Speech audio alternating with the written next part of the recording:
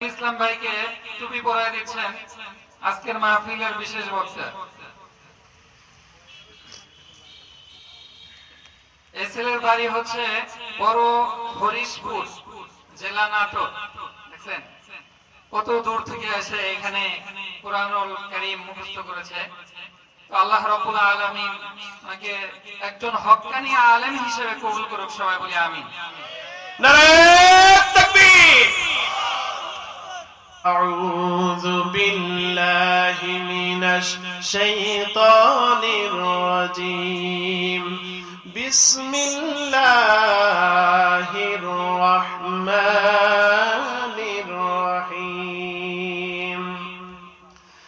ইন্নাল্লাহা ইয়া'মুরু বিল আদলি ওয়াল ইহসানি ওয়া ইতা'i যিল কুরবা। আল্লাহ রাব্বুল আলামিন বলেন, নিশ্চয়ই আল্লাহ তাআলা তোমাদেরকে ন্যায়পরায়ণতা, মানুষের প্রতি সদাচার এবং আত্মীয় স্বজনদের দানের প্রতি তোমাদেরকে আদেশ করেন। ওয়ায়ানহা আনিল ফাহশাই ওয়াল মুনকার, আর তিনি তোমাদেরকে অশ্লীল কুকর্ম এবং খোদাদ্রোহিতা থেকে নিষেধ করেন। ইয়াইযুকুম লাআল্লাকুম তাযাক্কারুন, তিনি তোমাদেরকে তিনটি আদেশ এবং তিনটি বিষয় থেকে নিষেধ করেছেন। এই নিষেধগুলো যদি, আদেশগুলো যদি মানো আর নিষেধগুলো থেকে যদি বিরত থাকো, তাহলে আশা করা যায় তোমরা উপদেশ গ্রহণ করতে পারবে, তোমরা আল্লাহ রাব্বুল আলামিনের জান্নাতের অধিকারী হতে পারবে। কিসের অধিকারী? জান্নাতের অধিকারী হতে পারবো আমরা। আল্লাহ রাব্বুল আলামিন এই আয়াতে কারিমা যদি আমরা বুঝতে চাই, তাহলে সর্বপ্রথম বুঝতে হবে আল্লাহ পাক কেন এই আয়াত নাযিল করলেন। শানে নুজুল জানতে হবে। আল্লাহ রাসূল সাল্লাল্লাহু আলাইহি সাল্লাম একদিন ঘরের সামনে বসে আছেন। উসমান ইবনে মাযউন নামে একজন সাহাবী রাসূল সাল্লাল্লাহু আলাইহি সাল্লামকে অত্যন্ত ভালোবাসেন। রাসূল করিম সাল্লাল্লাহু আলাইহি সাল্লামের সামনে দিয়ে উসমান ইবনে মাযউন রাদিয়াল্লাহু তাআলা আনহু তিনি যাচ্ছেন। আল্লাহর হাবিব, আল্লাহর আখিরি নবী মুহাম্মদুর রাসূলুল্লাহ উসমান ইবনে মাযউনকে ডেকে বললেন, ও উসমান ইবনে মাযউন, তুমি কি আমার পাশে বসবে না? হযরত উসমান ইবনে মাযউন বললেন, ইয়া রাসূলুল্লাহ, ইয়া হাবিবাল্লাহ, অবশ্যই আপনার কাছে বসবো। কারণ হলো আপনার কাছে বসলে আমার ভালো লাগে, অন্তর যেন কেমন শান্ত হয়, হৃদয়ে যেন কেমন একটা আনন্দের ভাব তৈরি হয়ে যায়। হযরত উসমান ইবনে মাযউন বলেন, আল্লাহ রাসূল সাল্লাল্লাহু আলাইহি সাল্লামের সাথে বসে বসে দীর্ঘক্ষণ কথা বলছিলাম। হঠাৎ করে আল্লাহর আখিরি নবী মুহাম্মদুর রাসূলুল্লাহ তিনি আস্তে আস্তে নিচ থেকে উপরের দিকে তিনি তাকাতে লাগলেন। কোত্থেকে? নিচে থেকে উপরে তাকাতে লাগলেন। আর তিনি মনে হচ্ছে কোন মানুষের কাছে, কারো কাছে কোনো কিছু কথা শুনতেছেন, মনে হচ্ছে তাকে যেন কিছু শেখানো হচ্ছে। আর আল্লাহ রাসূল তিনি যেন তার সাথে এরকম হাত লাড়িয়ে, যেরকম মাথা লাড়িয়ে দাঁড়িয়ে তিনি যেন কিছু বুঝতেছেন। দীর্ঘক্ষণ চলল। অবশেষে নবীজি সাল্লাল্লাহু আলাইহি সাল্লাম তিনি আস্তে আস্তে উপরে থেকে মাথাটা তিনি কি করলেন, নিচের দিকে নামালেন। পরিশেষে আল্লাহর হাবিব সাল্লাল্লাহু আলাইহি সাল্লাম বললেন, ও উসমান ইবনে মাযউন, তুমি কি কিছু বুঝলাম? হযরত উসমান ইবনে মাযউন বলেন, ইয়া রাসূলুল্লাহ, ইয়া হাবিবাল্লাহ, দীর্ঘদিন আমি আপনার সাথে চলাফেরা করি, আপনার সোহবত লাভ করি, কিন্তু আজকে যা হয়েছে এটা কোনোদিন ভুলে যাওয়ার মতো নয়। ইয়া রাসূলুল্লাহ, ইয়া হাবিবাল্লাহ, আমি তো অন্য কোনো দিন এরকম দেখি না। ইয়া রাসূলুল্লাহ, আজকে কি হয়েছে আপনি একটু আমাকে খুলে বলেন। আল্লাহর আখির নবী মুহাম্মদুর রাসূলুল্লাহ সাল্লাল্লাহু আলাইহি সাল্লাম তখন তেলাওয়াত করলেন, ইন্নাল্লাহা ইয়া'মুরু বিল আদলি ওয়াল ইহসানি ওয়া ইতা'i যিল কুরবা। উসমান ইবনে মাযউন রাদিয়াল্লাহু তাআলা আনহুর সামনে শোনালেন।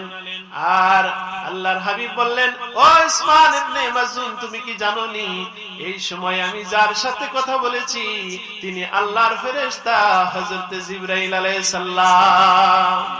আমি আকাশের দিকে তাকিয়েছি, তিনি এত বিশাল দেহ নিয়ে তিনি সামনে উপস্থিত হয়েছেন। তিনি আমাকে এই সূরার আয়াতটি শেখালেন আর তিনি আমাকে শিক্ষা দিলেন এই সূরা থেকে।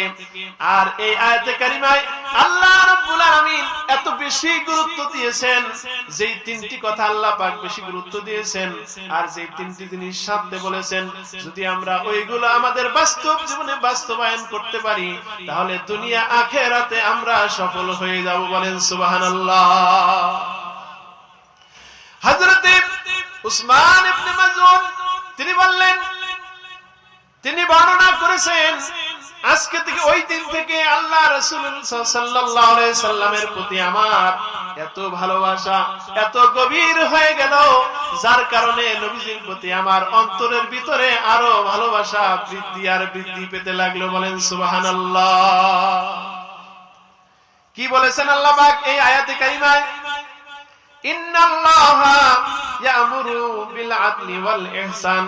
ইন্না সর্বপ্রথম ব্যবহার হয়েছে ইন্না। ইন্না শব্দের অর্থ হলো নিশ্চয়, ইনডিড। ইন্না অর্থ নিশ্চিত। আল্লাহ রাব্বুল আলামিন এই ইন্না শব্দটি আমি কোরআন কারিমে বহু গবেষণা করে দেখেছি। আল্লাহ রাব্বুল আলামিন শুধু একবার দুইবার 100 200 নয়, আল্লাহ পাক 1507টি আয়াতে আল্লাহ পাক 1593 বার ইন্না শব্দটি ব্যবহার করেছে। বলেন সুবহানাল্লাহ। কতবার? 1597 বার আল্লাহ পাক ব্যবহার করেছেন এই ইন্না শব্দটা। এরপরে ইন্নাল্লাহা, নিশ্চয়ই আল্লাহ। নিশ্চয় কে? কথা বলতে হবেন কে? নিশ্চয় আল্লাহ। কোরআন কারিমে এই শব্দটাও অনেক খোঁজাখুঁজি করার পরে দেখলাম আল্লাহ রাব্বুল আলামিন এই সূরাটি, এই আল্লাহ শব্দটা পবিত্র পুরা টোটাল কোরআন কারিমের ভিতরে 514টি আয়াতে আল্লাহ রাব্বুল আলামিন 597 বার ব্যবহার করেছেন। সুবহানাল্লাহ। আল্লাহ শব্দ কতবার এসেছে? 597 বার। এরপর আল্লাহ পাক বলেন, ইন্নাল্লাহা ইয়া'মুরু, surely Allah commands, নিশ্চয় আল্লাহ তাআলা তোমাদেরকে নির্দেশ দেন, তোমাদেরকে আদেশ করেন। ইয়া'মুরু বিল আদলি, ন্যায় ইনসাফের তিনি তোমাদেরকে আদেশ করেন তোমরা তোমাদের সকল কাজে মানুষের প্রতি ন্যায় ইনসাফ কেমন কায়েম করবে। কি কায়েম করবে? ন্যায় ইনসাফ।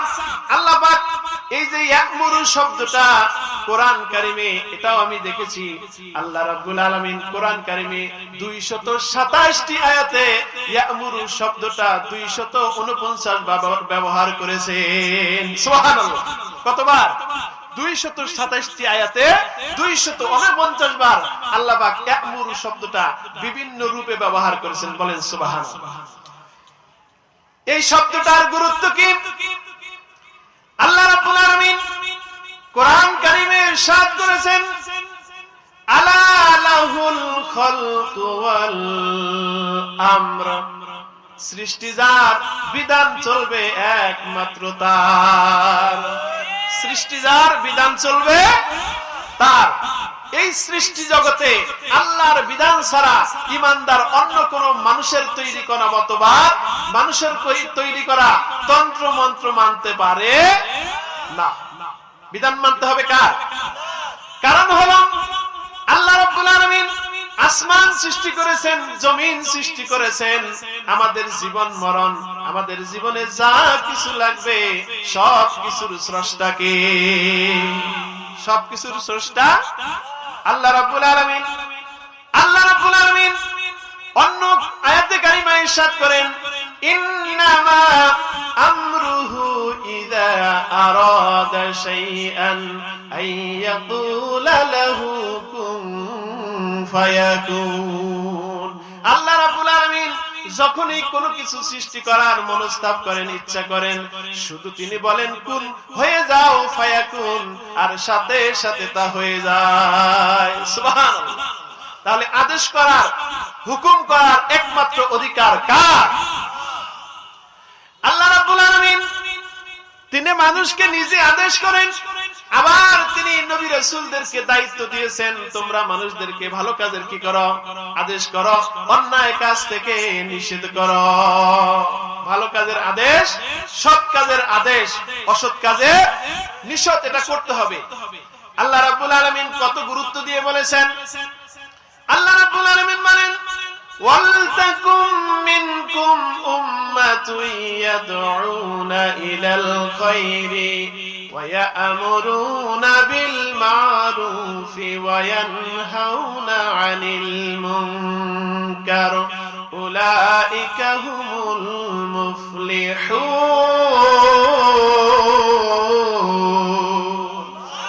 আল্লাহ রাব্বুল আলামিন বলেন ও দুনিয়ার মানুষ, যারা ঈমানের দাবি করো, যারা নিজেদেরকে মনে করো আমরা ঈমানদার, আল্লাহর প্রতি ঈমান এনেছি, আল্লাহ রাব্বুল আলামিন বলেন ওয়ালতাকুম মিনকুম উম্মাতুন, তোমাদের মধ্যে এমন একটি দল থাকা প্রয়োজন। তাহলে দল করার ঘোষণা দিয়েছেন কে? কথা বলেন, দল করার ঘোষণা দিয়েছেন কে? আমরা তো দলীয় কথা বললে, মঞ্চে যদি মাইকে যদি দলীয় কথা বলি, তাহলে বলা হয় হুজুর রাজনীতির কথা বলেন না, অথচ রাজনীতির কথা বলেছেন কে? আল্লাহ রাব্বুল আলামিন বলেন ওয়ালতাকুম মিনকুম উম্মাতুন, তোমাদের মধ্যে এমন একটি দল থাকা প্রয়োজন ইয়া'মুরুনা বিল মা'রুফি ওয়া ইয়ানহাউনা আনিল মুনকার, যারা মানুষদেরকে কল্যাণের দিকে আদেশ করবে, অসৎ কাজ থেকে নিষেধ করবে। তাহলে কল্যাণের দিকে আদেশ করা আর অসৎ কাজ থেকে নিষেধ করার হুকুম দিয়েছেন কে? আল্লাহ রাব্বুল আলামিন বলেন আলেম ওলামাগণ যখন অন্যায় কাজ দেখার পরেও অন্যায়কে প্রতিহত করে না, অন্যায় কাজে বাধা দেয় না, আমার আল্লাহ পাক কোরআন কারীমে ধমক দিয়েছেন। আল্লাহ রাব্বুল আলামিন আমাদেরকে সতর্ক করেছেন। কোরআন কারীমে আল্লাহ পাক বলেন লাউলা ইয়ানহাহুমুর রাব্বানিয়ুনা ওয়াল আহবারু আন কাওলিহিমুল ইসমা ওয়া আকলিহিমুস সুহতা লাবিসা মা কানু ইয়াসনাউন। আল্লাহ রাব্বুল আলামিন বলেন কেন খোদা বিরুরা, আল্লাহ ওয়ালারা মানুষ অশ্লীল কথা বলে, অন্যায় গর্হিত কাজ করে, কেন আল্লাহ ওয়ালারা, কেন ঈমানদারেরা সেই অশ্লীল কথার অন্যায় কাজকে বাধা দেয় না? এই আল্লাহ পাক লাউলা দ্বারা আলেমদেরকে ধমক দিয়েছেন। কি দিয়েছেন? কেন হয় তোমরা কেন মানুষদেরকে সতর্ক করো না তাদের অশ্লীল কথা এবং অন্যায় কাজ থেকে তোমরা কেন বাধা দাও? তাহলে অশ্লীল অন্যায় কাজে বাধা প্রদান করা, নিষেধ করার এটা হুকুম দিয়েছেন কে? যিনি অর্ডার করেছেন তিনি কে? তাহলে এই কথা যদি আমরা না বলি, আল্লাহ তাআলার কাছে গিয়ে কিন্তু ধরা খেতে হবে, ঠিক কিনা? তাহলে ভাইরা আমার, বন্ধুরা আমার, আল্লাহ রাব্বুল আলামিন কোরআন কারীমে আরো ইরশাদ করেছেন কুনতুম খায়রা উম্মাতিন উখরিজাত লিন-নাস তা'মুরুনা বিল মা'রুফি ওয়া তানহাউনা আনিল মুনকার ওয়া তু'মিনুনা বিল্লাহ। আল্লাহ রাব্বুল আলামিন বলেন তোমরাই হলে সর্বোত্তম জাতি, তোমরা সৎ কাজের আদেশ করবে, অসৎ কাজে নিষেধ করবে এবং একনিষ্ঠ হয়ে আল্লাহ রাব্বুল আলামিনের প্রতি ঈমান আনবে। এই দুইটা কাজ যদি আমরা করি, সৎ কাজের আদেশ, অসৎ কাজের নিষেধ, আল্লাহর ঘোষণা অনুযায়ী, আল্লাহর ডিক্লারেশন অনুযায়ী আমরা হলাম খায়রুল উম্মাহ বা সর্বশ্রেষ্ঠ জাতি, best nation. We are the best nation in the world. আমরা হব পৃথিবীতে সবচেয়ে শ্রেষ্ঠ জাতি। কেমন জাতি? আমরা হব শ্রেষ্ঠ জাতি। কিন্তু নেক কাজের, সৎ কাজের আদেশ, অসৎ কাজের নিষেধ আমরা না করার বিদায়, না করার কারণে আমরা আজ পৃথিবীতে মুসলিম যেখানেই যায় সেখানেই কাফের বেঈমানের হাতে মার খায়, ঠিক কিনা? এই আয়াতে কারিমার গুরুত্ব এত বেশি, আমরা প্রতি জুমায় ইমাম সাহেবগণ প্রতি জুমায় শেষে দ্বিতীয় সানি খুতবাতে এই আয়াতটা সব সময় পড়ে কিনা? ইন্নাল্লাহা ইয়া'মুরু বিল আদলি ওয়াল ইহসান ওয়া ইতা'i যিল কুরবা ওয়া ইয়ানহা আনিল ফাহশাই ওয়াল মুনকার। প্রত্যেকটি খুতবায় এই আয়াতে কারিমা তেলাওয়াত করা হয়। এই আয়াতে কারিমা আল্লাহ পাক কোরআন কারিমে 500 আয়াত দিয়েছেন বিধিবিধান, হুকুম, আহকাম সম্পর্কে। কি সম্পর্কে? হুকুম, আহকাম সম্পর্কে 500 আয়াত দিয়েছেন। এই 500 আয়াতে আল্লাহ পাক যা বুঝাইতে চায়, এই একটি আয়াতে আল্লাহ রাব্বুল আলামিন সমস্ত হুকুমকে একত্র করে দিয়েছেন। বলেন সুবহানাল্লাহ। আমিরুল মুমিনিন হযরত ওমর ফারুক রাদিয়াল্লাহু তাআলা আনহু তিনি ইসলামী খেলাফতে যখন তিনি আসলেন, তিনি প্রত্যেক মসজিদের ভিতরে, জামে মসজিদের প্রত্যেক ইমামদের জন্য তিনি কি করলেন? এই খুতবা তিনি নিযুক্ত করে দিলেন। প্রত্যেক সানি খুতবায় যেন এই আয়াতে কারিমা তেলাওয়াত করা হয়। তাহলে মানুষ অন্যায় থেকে তারা ফিরে থাকবে, তারা সৎ কাজ করবে, সমস্ত প্রকার অন্যায়কে তারা প্রতিহত করবে। কি করবে? সমস্ত প্রকার অন্যায় কাজ তারা প্রতিহত করবে। যা হোক, আল্লাহ রাব্বুল আলামিন এই আয়াতে কারিমার ভিতরে ইয়ামুরু দ্বারা আল্লাহ রাব্বুল আলামিন আরো অনেক কিছু বলেছেন। আল্লাহ পাক বলেন, ওয়াত্তাকু ইয়াওমান লা তাজজি নাফসুন আন নাফসিন শাইআন। আল্লাহ রাব্বুল আলামিন বলেন, তোমরা ওই দিনকে ভয় করো যে কিয়ামতের ময়দানে কোন ব্যক্তিকে কি করতে পারবে না, কোন সাহায্য করতে পারবে না, কোন ব্যক্তি কাউকে কি করতে পারবে না, সুপারিশ করতে পারবে না, কোন সাহায্য গ্রহণ করতে পারবে না। সেই দিন আল্লাহ রাব্বুল আলামিন সমস্ত কিছুর মালিক হবেন একমাত্র আল্লাহ। আল্লাহ রাব্বুল আলামিন কোরআন কারীমের অন্যত আয়াতে আল্লাহ পাক বলেন, ইয়াউমা লা তামলিকু নাফসুল লিনাফসিন শাইআন ওয়াল আমরু ইয়াউমা ইযিল লিল্লাহ। কিয়ামতের ময়দানে আল্লাহ রাব্বুল আলামিন তিনি হুঙ্কার ছেড়ে বলবে, আজ দুনিয়ার কোথায় রাজা বাদশারা কোথায় আছো, কে কোথায় আছো? আল্লাহ রাব্বুল আলামিন বলবেন, সেই দিনের সমস্ত মালিকানা হবে একমাত্র আল্লাহর। কার হবে মালিকানা? রাজত্ব হবে কার? একমাত্র আল্লাহ পাকের।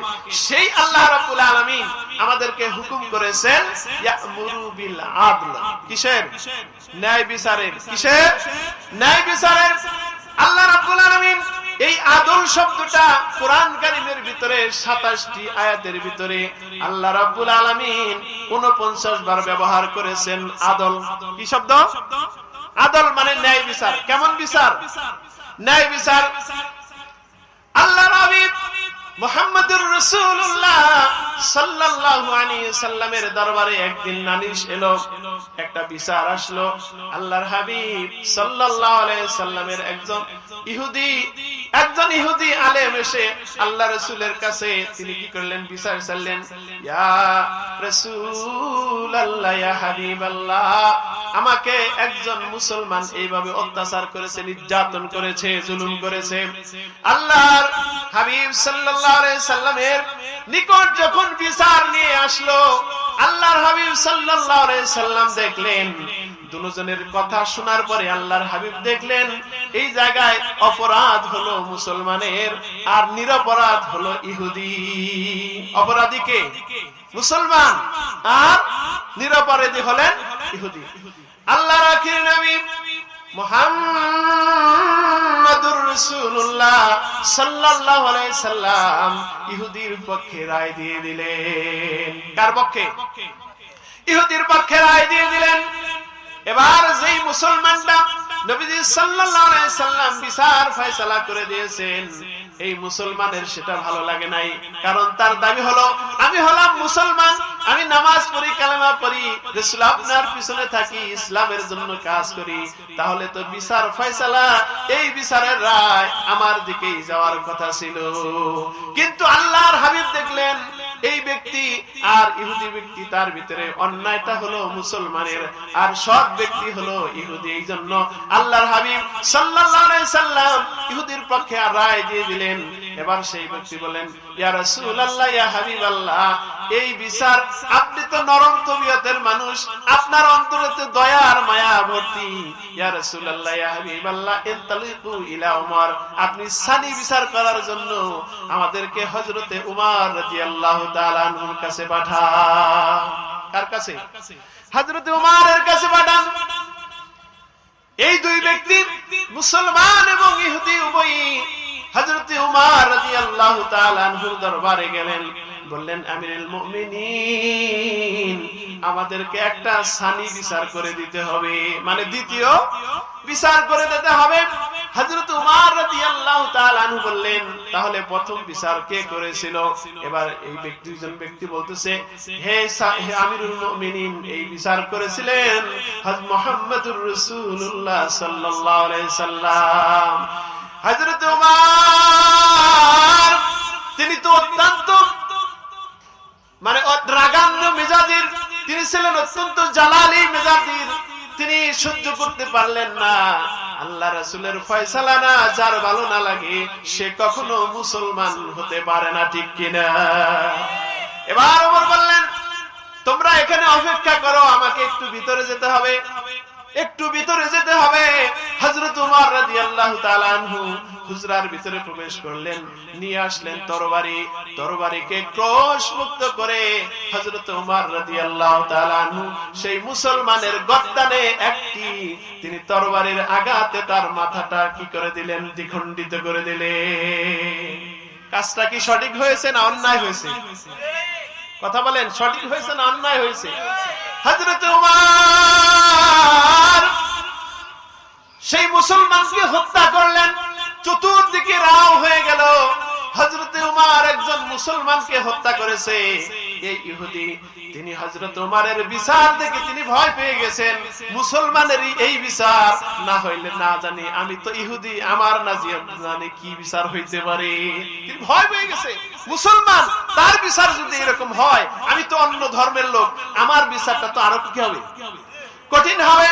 তিনি দৌড়ে চলে পালিয়ে গেলেন, নবীজির দরবারে চলে গিয়েছেন, বলতেছেন, ইয়া রাসূলুল্লাহ, ইয়া হাবিবাল্লাহ, আপনি তো আমাদেরকে ওমরের কাছে পাঠিয়েছিলেন বিচার করার জন্য, কিন্তু ওমর রাদিয়াল্লাহু তাআলা আনহু আপনি সেই মুসলমানকে হত্যা করে ফেলেছে। আল্লাহ রাসূল বললেন, আমি চিন্তাও করি নাই, ভাবি নাই এক ওমর হযরত একজন মুসলমানকে তিনি কি করবেন? হত্যা করবেন। এবার ওমর রাদিয়াল্লাহু তাআলা আনহুর কাছে সেই কথাগুলো আসলো। হযরত ওমর রাদিয়াল্লাহু তাআলা ভাবতে লাগলেন, আমি কি সত্যি একজন মুসলমানকে হত্যা করেছি? আল্লাহর হাবিবও ভাবতে লাগলেন, হয়তো হযরত ওমর রাদিয়াল্লাহু তাআলা আনহু ভুল করে তিনি এই বিচারটা করেছেন। সাথে সাথে আবার আল্লাহ পাক কোরআন কারীমের আয়াত নাযিল করে হযরত ওমরের পক্ষে রায় দিয়ে কোরআনের আয়াত নাযিল করলেন। বলেন সুবহানাল্লাহ। ফালা ওয়ারাব্বিকা হাত্তা ইউমিনুনা হাত্তা ইউহাক্কিমুকা ফীমা শাজারা বাইনাহুম।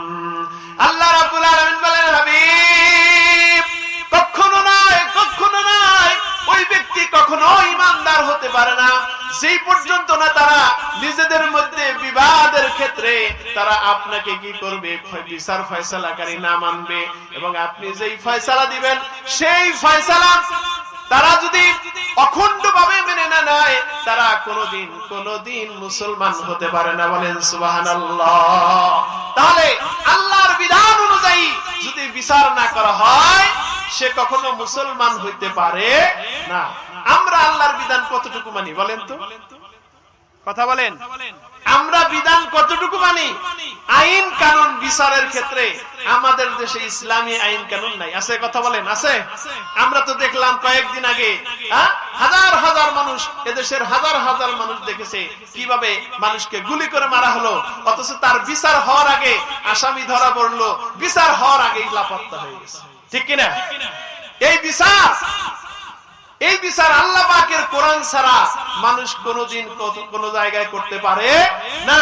মানুষের উপর ইনজাস্টিস, ইনসাফ করতে হলে একমাত্র কোরআন কারীমের আয়াতই পারে মানুষদেরকে সঠিক হক সহকারে মানুষের বিচার ফয়সালা করতে, ঠিক কিনা? এমন বিচার পৃথিবীর ইতিহাসে আছে? কথা বলেন। মুসলমান ছাড়া এমন বিচার ইহুদির কাছে নাই, খ্রিস্টানের কাছে নাই, কোন বৌদ্ধ হিন্দুর কাছেও আছে এরকম নাই বিচার। আমরা তো দেখতে পাচ্ছি সেই আফগানে, প্যালেস্টাইনে, এরকম মায়ানমারে কত মুসলমান নারী শিশুদেরকে অন্যায়ভাবে অত্যাচার করে, নির্যাতন করে, তাদেরকে নিষ্পেষিত করে দুনিয়া থেকে বিদায় করে দেওয়া হয়েছে কিনা? তাহলে এই পৃথিবীতে যদি আমরা সত্যিকার শান্তি প্রতিষ্ঠা করতে চাই, একমাত্র শান্তি দিতে পারে কে? আল কোরআন। কে শান্তি দিতে পারে? আল কোরআন। আমরা সেই কোরআন কারীম শুনছি, এই কোরআন কারীম, যে কোরআন কারীমের ভিতরে মানুষের ব্যক্তি, পরিবার, রাষ্ট্র, সমাজ, আন্তর্জাতিক সমস্ত বিধান কেমনে চলতে হবে সব বিধান পুঙ্খানুরূপে দিয়েছেন কে? এই কোরআন কারীম সম্পর্কে আল্লাহ রাব্বুল আলামিন বলেন, ওয়ানাজ্জালনা আলাইকাল কিতাবা তিবয়ানান লিকুল্লি শাইইন ওয়া হুদাও ওয়া রাহমাতাও ওয়া বুশরা লিল মুসলিমিন।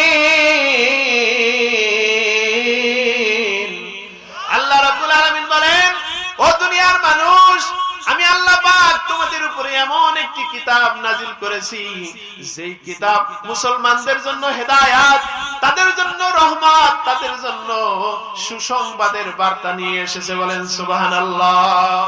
আল্লাহ রাব্বুল আলামিন অন্যত্র বলেন এই কোরআন সম্পর্কে, ওয়ালাকাদ ইয়াসসারনাল কুরআনা লিযিকরি ফাহাল মিন মুদ্দাকির।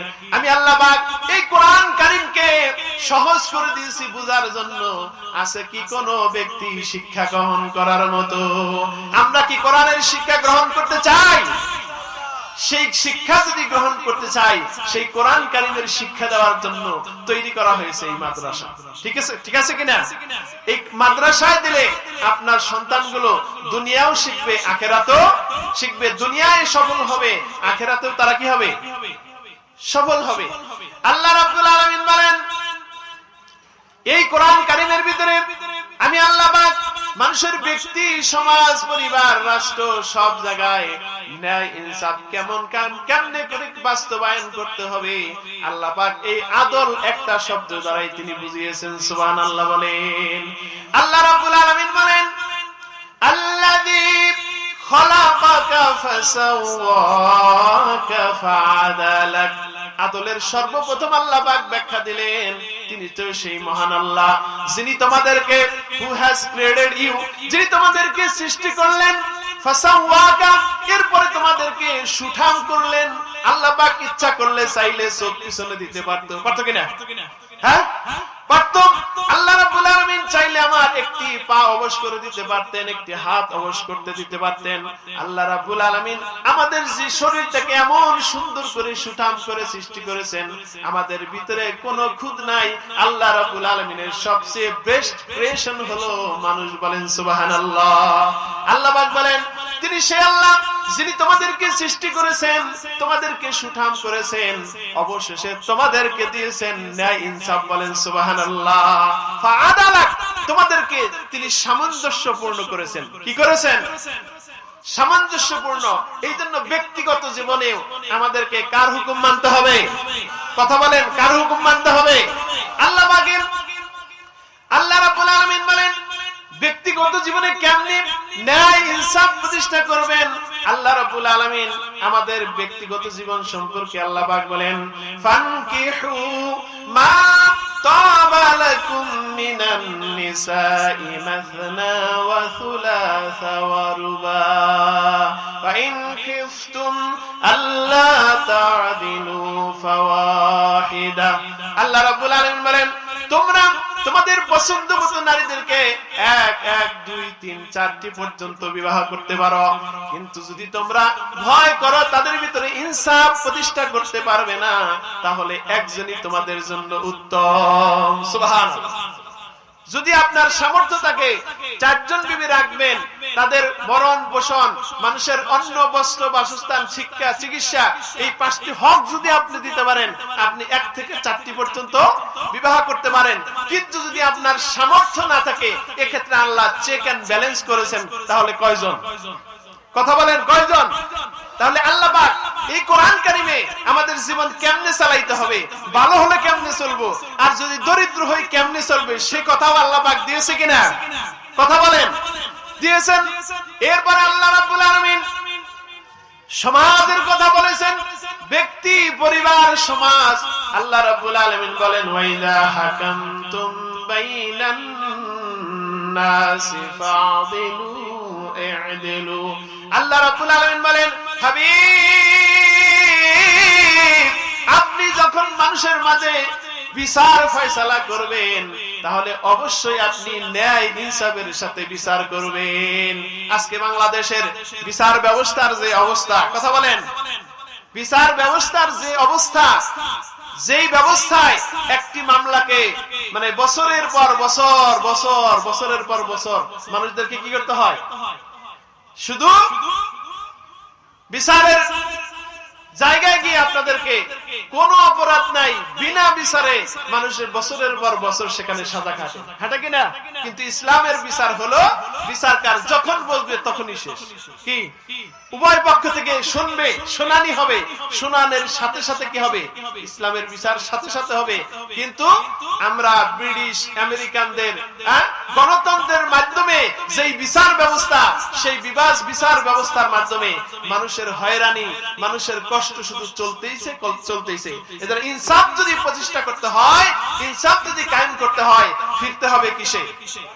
কথা বলেন, ফিরতে হবেন কিসে? কোরআনে ফিরতে হবে। এই কোরআনের রাজ যদি কায়েম হয়, তাহলে মানুষ, ব্যক্তি, পরিবার, রাষ্ট্র সর্বদিক দিয়ে তারা কি পাবে? শান্তি পাবে। বলেন সুবহানাল্লাহ, ঠিক কিনা? আল্লাহ রাব্বুল আলামিন কোরআন কারিমে এইভাবে এই আদল শব্দটি 27টি আয়াতে আল্লাহ রাব্বুল আলামিন 49 বার ব্যবহার করেছেন। কয়বার? 49 বার ব্যবহার করেছেন। আদল কাকে বলে শিক্ষা দিয়েছেন মুসলমান। সুবহানাল্লাহ।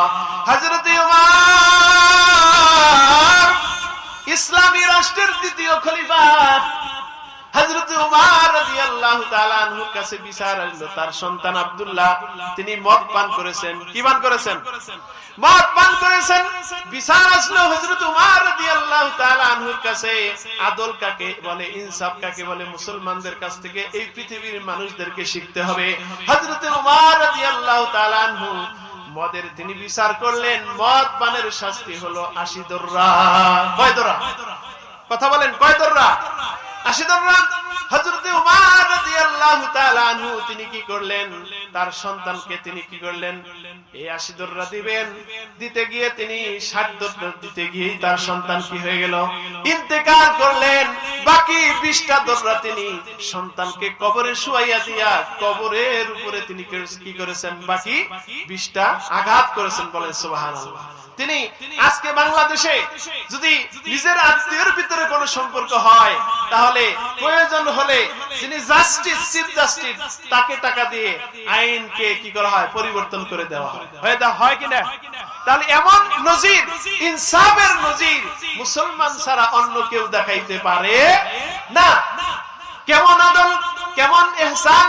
এরপরে আল্লাহ রাব্বুল আলামিন ব্যবহার করেছেন, ইন্নাল্লাহা ইয়া'মুরু বিল আদলি ওয়াল ইহসান।